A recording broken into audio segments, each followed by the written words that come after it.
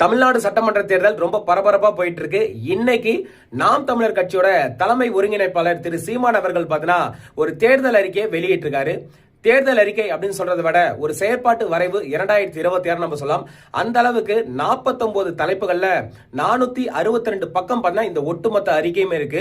இதுல முக்கியமான விஷயங்கள் பண்ணா நம்மளோட தமிழ்நாட்டில் 5 தலைநகரங்கள் அப்படின்றது உருவாக்கப்படும். குறிப்பா பார்த்தீங்கன்னா நம்மளோட சட்டமன்றம் பார்த்தீங்கன்னா திருச்சிக்கு மாற்றப்படும் அப்படின்னு சொல்லியிருக்காங்க.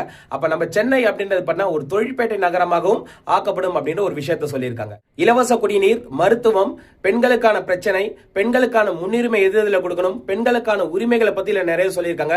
மீனவர்களோட பிரச்சனை, தமிழ்நாட்டில் இருக்கக்கூடிய போக்குவரத்து பிரச்சனைகள், இந்த மாதிரி நாங்க ஆட்சிக்கு வந்தா என்னென்ன மாதிரியான மாற்றங்கள் ஏற்படுத்துவோம் அப்படின்னு சொல்லிட்டு இந்த அறிக்கையில ரொம்ப தெளிவாகவும் ரொம்ப நிதானமாகவும் பார்த்தீங்கன்னா நம்மளுக்கு சொல்லியிருக்காங்க. 15 ஆண்டுகள் அரசியல் அனுபவம், 10 ஆண்டுகள் தேர்தல் அனுபவம் கொண்ட நாம் தமிழர் கட்சி கிட்டத்தட்ட 234 தொகுதியிலுமே தனித்து தான் போட்டியிட போறாங்க.